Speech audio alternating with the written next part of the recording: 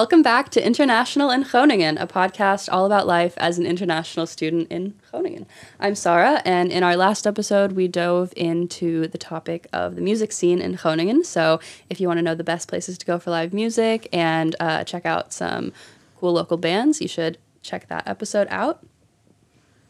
Hello. I'm your other host, Maria, and today we're talking about a very important issue for students, the job market. So we'll be talking about challenges in finding part-time jobs and give you some tips to navigate yourself into finding a job.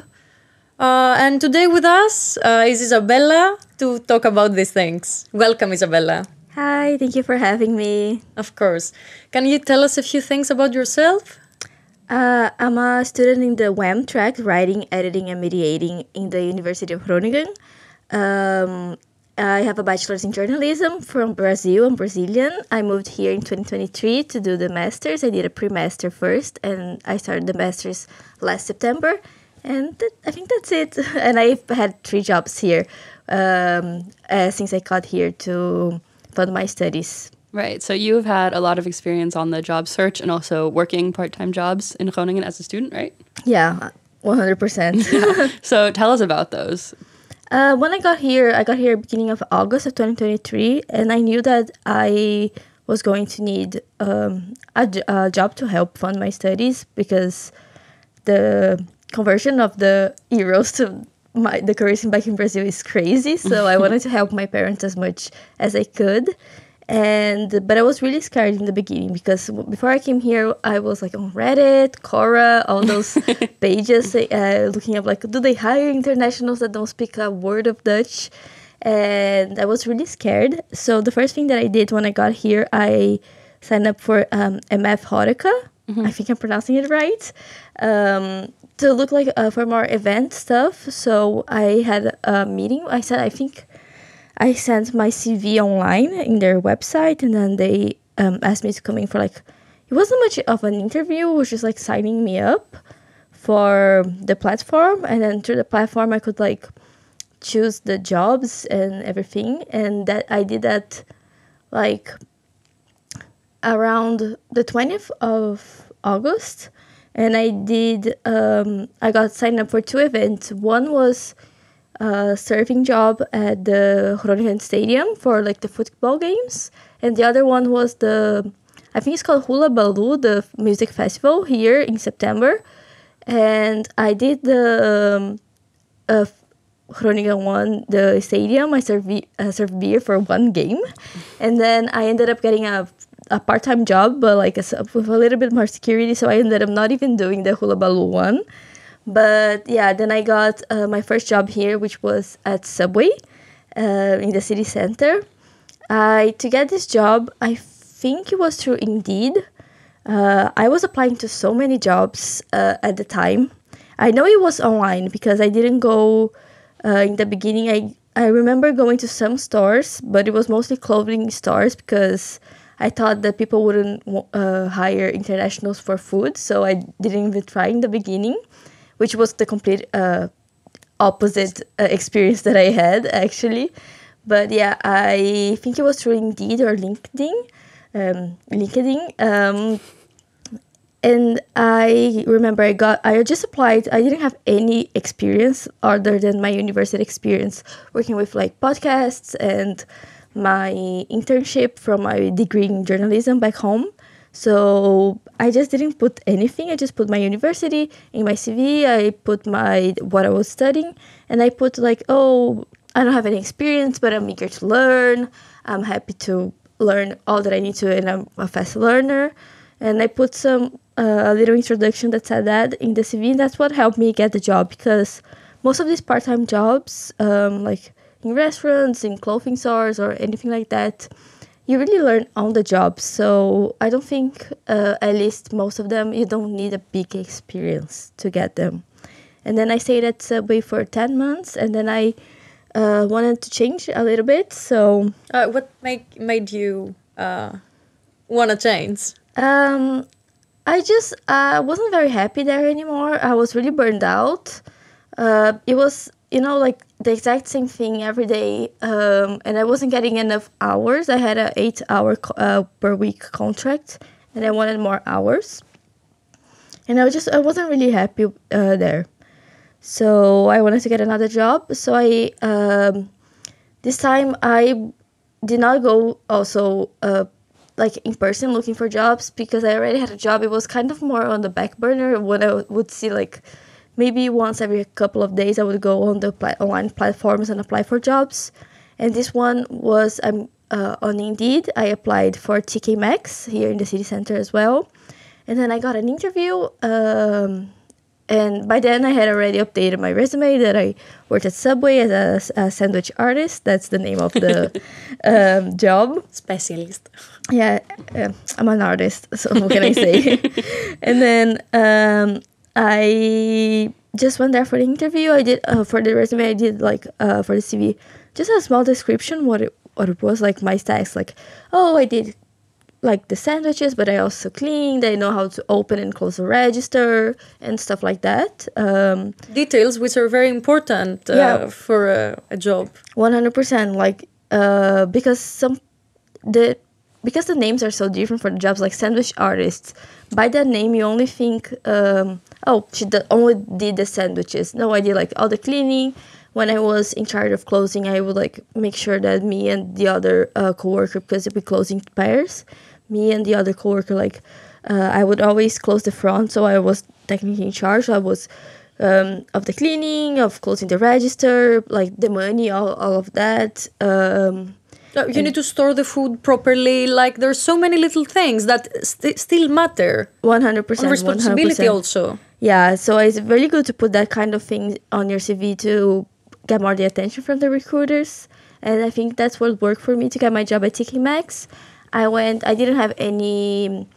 I had experience with customer service through Subway, but not the kind of customer service that you get at TK Maxx or in a clothing store. So, but they hired me anyway. I think showing that you're eager to learn is the most important thing to get any of those jobs. It's a very good tip, yeah. Yeah. So I got the job at TK Maxx June of 2024. And I stayed there until I had a temporary contract for 7 months. And I stayed there until January of this year, so like a week ago. Right. And you recently started a new job, right? Yeah, I'm a barista in the Zernica food court now, a funky freak. I'm a barista, and I do the smoothies, all the coffees, and the bubble tea here in the food court in the Zernica campus. Nice. Like within less than 2 years, you've changed like 3 jobs. How easy was it for you, like to navigate from job to job? Like, was it easy in between to find one? Were you stressed at any points? Between the Subway job and the TK Maxx one, I wasn't really stressed because I had a 1-year contract, and I knew that my contract would probably get renewed. There was some changing management. Like the owner of the Subway that I worked, he ended up selling the Subway a week after I left. But everyone got rehired, or like 99% of people that wanted to get rehired got rehired. So I knew that my job wasn't at risk there, so it wasn't very stressful for me. I wasn't happy, and I was looking for a change. But I found out in December, I had a temporary contract because the last 6 months in August and September, for example, new students coming in, we saw a lot of house stuff, a lot of, like, not furniture, but like hangers, dishware. At TK Maxx, yes. Hangers, dishware, clothes, everything like that. And then September, October, we have more like Halloween. And after October to December is the end of the year, so we have a lot of Christmas stuff. So it's like the busiest months of the year. That's what they told me, at least. I hope I'm saying it correctly. That's what they call peak, I think. And high season. Yeah, it's just the high season. It's when they sell the most. So now I knew that my contract for 7 months. So they said in December that, like, since now is not the peak, my contract wasn't renewed because they didn't have the hours. That's what they told me. And so I started looking for jobs. They told me this, I want to say around like the 10th, 15th of December. And then I went home for the holidays in the 22nd, on the 22nd of September, of December, sorry. And then that time I was applying online for jobs. It was really stressful because not having the job security, not having like something to come back to was really stressful. So I just, when I was home, I was like thinking about this excessively. Like I could not relax during the holidays because of this. I was really nervous. I was sending CVs online for even like jobs that I could do at home. So I went on Google and I looked up remote, like jobs that you can do from home without like, that you don't need a specific degree to, and applied up for a bunch of those, and I never even got an answer for most of them. I was just applying, not even in the Netherlands, but anything that I have an Italian passport, which is something that really helps to get a job here in the Netherlands. I was just like anything that I have the right to work and I could do it online, I was applying for. And I want to say, because I'm starting my thesis now, so I wanted something a little bit that I could have more flexibility to work with my thesis now. So I thought that was a good idea, those remote jobs that I could do at home. But when I got back here, and I want to say like around the 10th of January of last month, I went on TripAdvisor and those websites, and I went on like restaurants in Groningen, clothing stores in Groningen, and I found the email to every single one. I'm not joking. I think I sent over 80 emails to all the business in Groningen, and I just sent my CV, and I sent like I wouldn't even call a motivational letter, because I just sent in the body of the email like how I could fit into their store. I don't know if they're hiring. I said it as like open application. Some of them were open. Oh my god, open application. Some of them were open applications because they didn't have. They usually say in the website if they're hiring under vacatures. I don't know how to pronounce it in Dutch. I'm sorry, but they usually say it there if they're hiring or not. And the ones that weren't, I just sent it as an open thing. And then the ones that were, I just applied if the job fit my description. I'm not applying for like a management job because I don't have any experience with that. But when I got here, I had some answers from some jobs. I had one interview, but it still wasn't. I didn't want to work with food. I was just applying because I needed a job, but it wasn't really my desire to work in a restaurant setting, like cooking. And when I got here, I printed 40 CVs and I walked around the entire city handing out my CV, and that's what got me my job now. This is what people have to do. I think I've heard from many students like, oh my god, how am I gonna go find a job? Where should I look? What should I do? Like, just take your CV and go out there. Like, ask. Like my mother used to say, if you don't ask, you're never gonna know. Right, and the worst answer you can get is no, and then you just move on and go to the next place. And I think obviously it's convenient to apply for jobs on LinkedIn and Indeed, and those are like really good options, but it's really hard. Like you've been saying, like you get a lot of rejections, you get a lot of just no answers at all. And then like literally going outside and physically job searching, walking around and like giving your CV to people, at least they're seeing your face and you can like try to make connections. So that can also be a really good way to go about so it. You can sell yourself. Like you can apply for the job right there, not by giving your CV, but by being there. I think it's the most important thing. Yeah, 100%. Because when you go in person, you can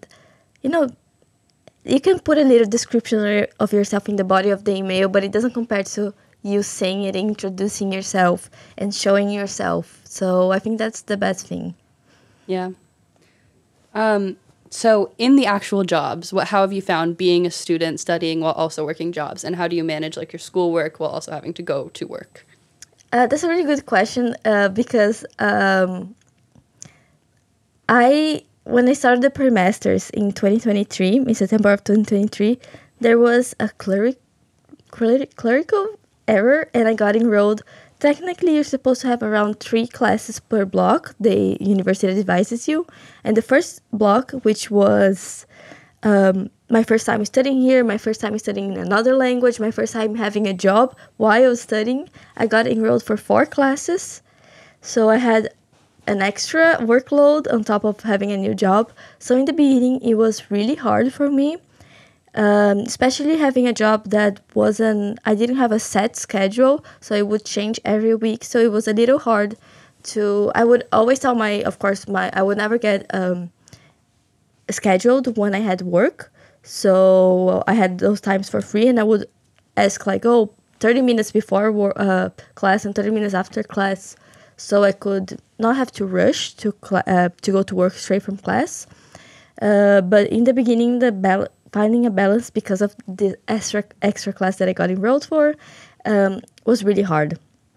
So I struggled a lot with that, having time, which ended up getting me 2 resits because I didn't pass those exams because I was working so much and I was trying to adapt into this new phase of my life. I never had a job while studying in my bachelor's. I was really fortunate that I lived with my parents in my hometown, so I didn't have to have a job. So it was a really tough moment for me. No, I think it's a very scary situation, but you realize it after the time has passed. 100%. For me, it was kind of, I just moved to a new country, to a new home. I had new people as friends. I had to go to uni. I had to go to work. The uni's workload was already enough for me.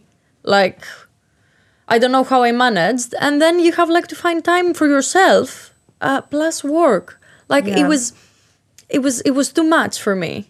It was the same for me. In the beginning was a lot, but we get used to it, honestly. So the next block, when I only had 2 classes, because instead of being 3, I had 4 and 2, it was oh my god, I have so much free time. So you balance it out, yourself, I was oh my god, I have so much free time on my hands. And then now, my new job it's my 2nd week as a barista.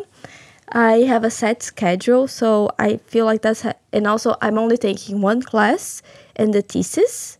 So that also really helps balance it out because I have a set schedule, so I know which days I'm going to work, which hours I'm going to work. And also that really helps with not having a set schedule and working, for example, 18 hours one week and 12 the other. It really drains you because you never... you can really plan ahead, Right, it's hard to plan for the future and know what you're going to be doing when you don't have a set schedule ahead of time. Yeah. But it seems even though it was really stressful for you in the beginning with everything being so new, once you do it over time, you kind of settle into a routine or are able to balance things a little bit better. 100%. I feel it took me maybe a month and a half to really, my body get used to it and everything. Yeah. Okay. Do you have any weird moments, weird experiences while on the job or while searching for the job in the interview? I don't know, something that strikes you as weird.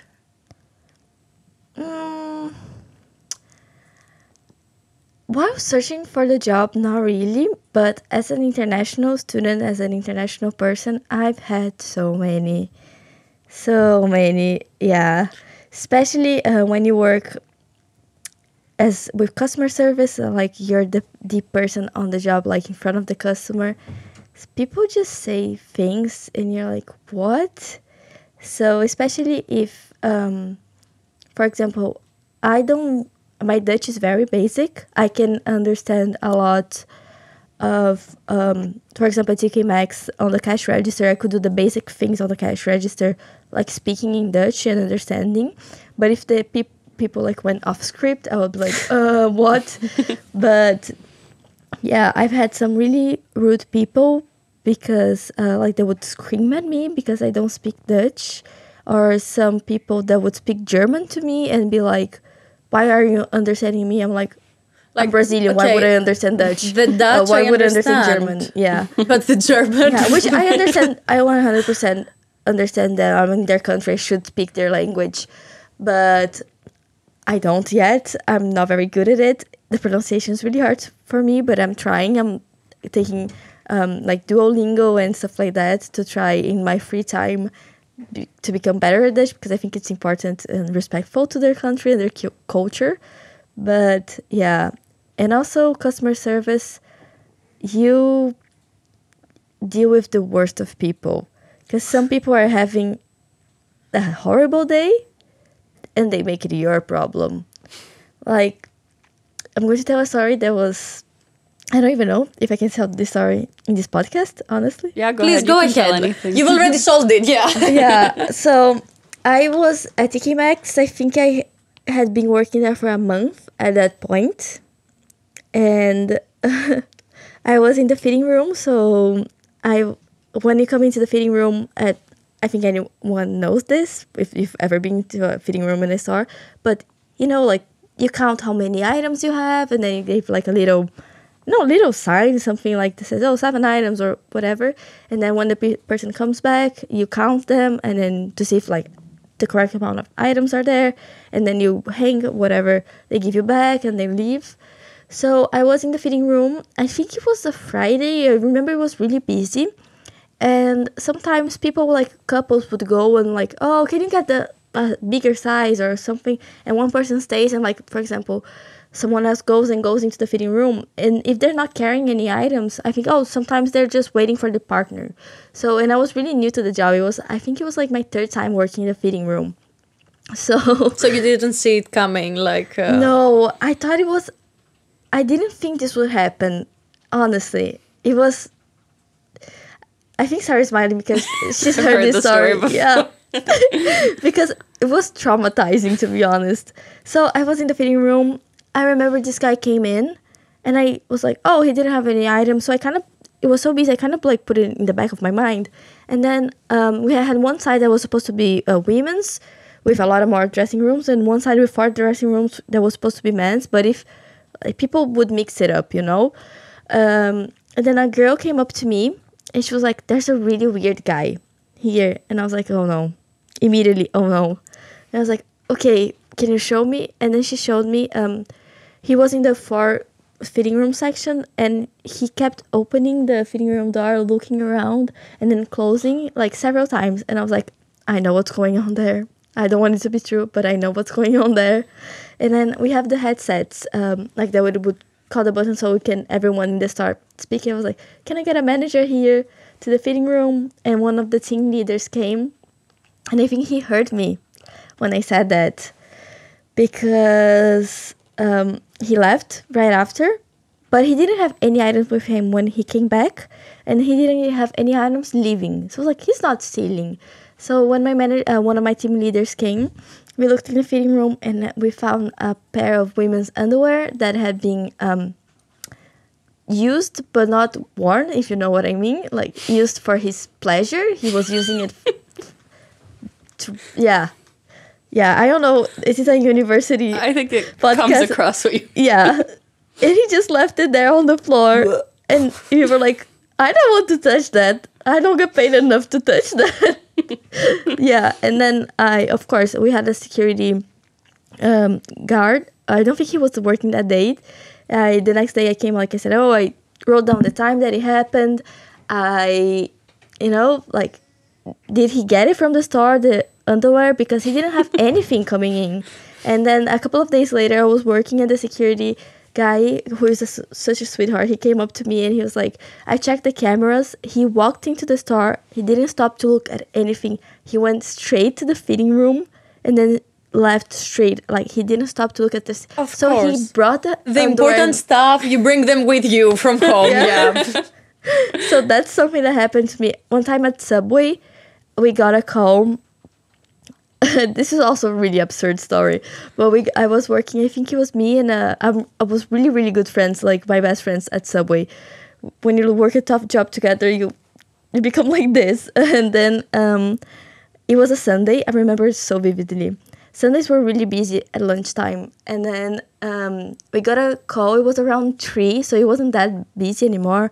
And I picked up the call and I was like, oh, hi, what can I do? Subway, the phone rings when it's usually problems with orders, like, oh, it's taking too long, what's happening? But this was a guy who was like, oh, I came to Subway to your store yesterday, and there was a hair in my food. And I was like, of course, oh my God, I'm so sorry.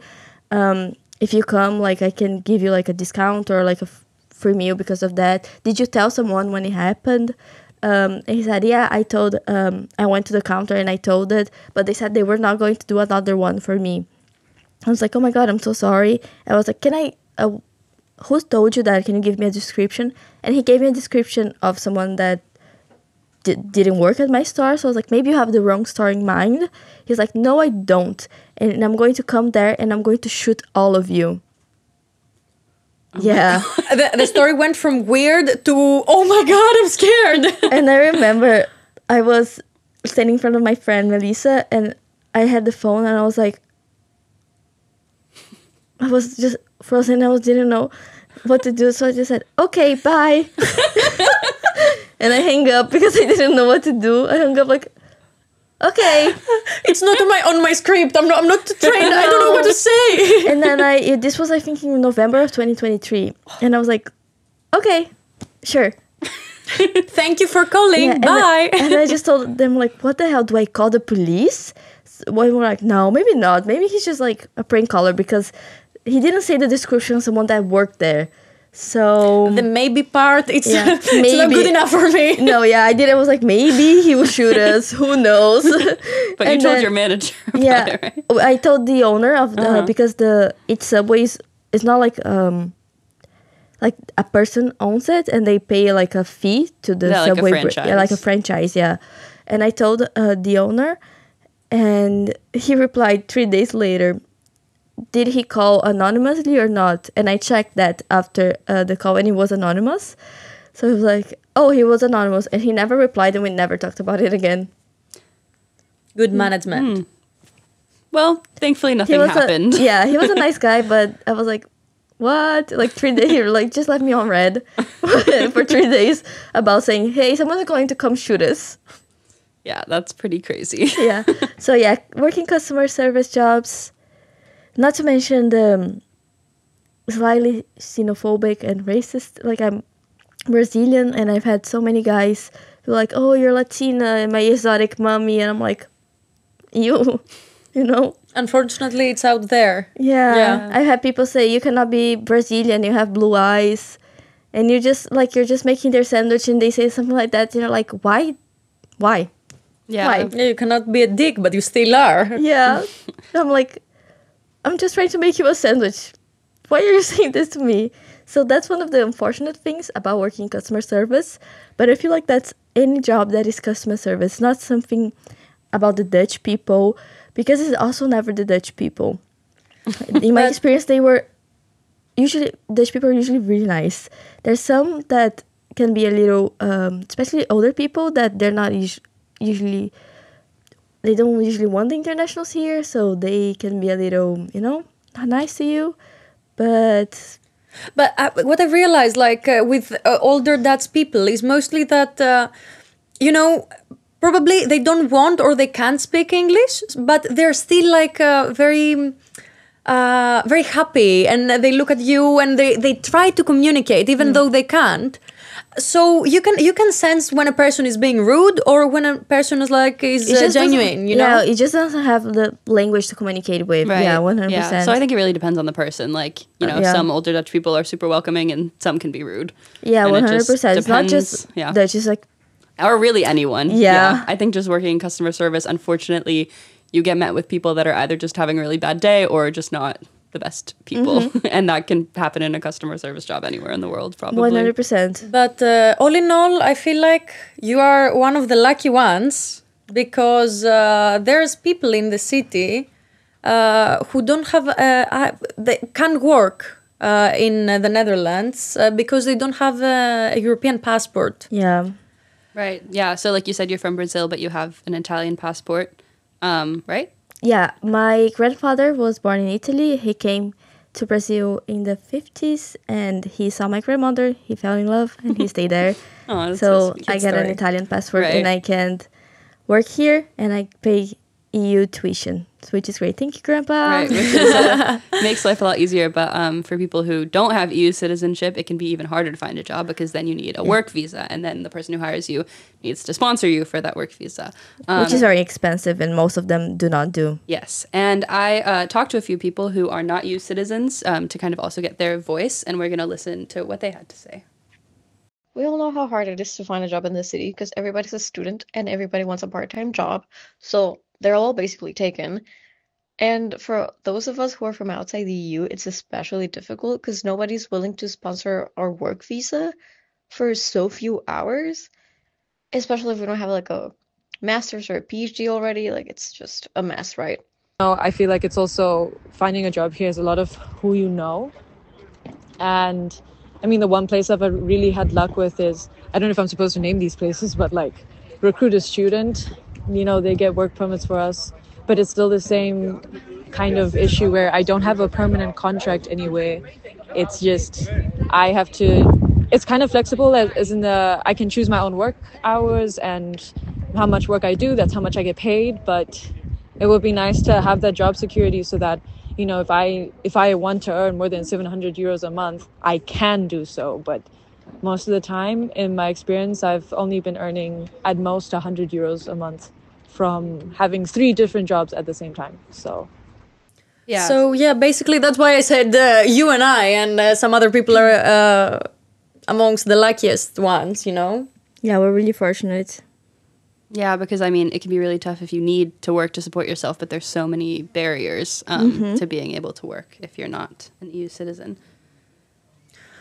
Yeah, but basically, if you're looking for a job, go out there and sell yourself. Yeah. Get your CV, move around, and LinkedIn, Indeed, and other places, Yeah, I think are helpful. They're good, but I think the best thing you can do is print out your CV and walk. And most of the stores have like signs on them if they're hiring, but some don't and they're hiring. So I would literally go into every single store and ask for a manager and say, "Are you hiring?